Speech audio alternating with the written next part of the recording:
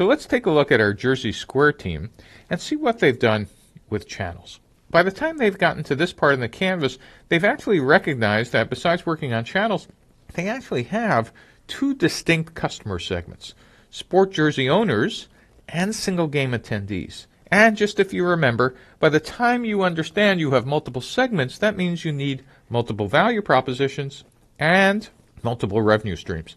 And you might also have multiple channels and customer relationships, but at least at this point in their thinking, the only thing that matches the channels are the value prop and revenue streams. And so let's see what they've learned about the channels.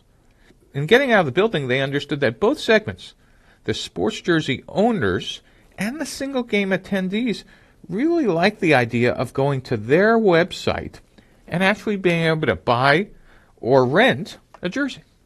But their hypotheses that stadium shop owners and vendors would be a channel and or a partner early on turned out to be incorrect.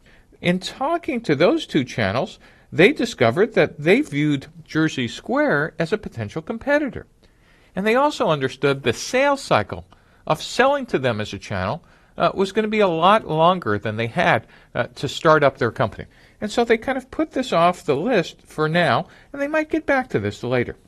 They also started looking at direct mail and realized that direct mail was nothing more than a potential customer acquisition activity rather than a channel itself. So that just left them with a direct website and potentially ticket websites.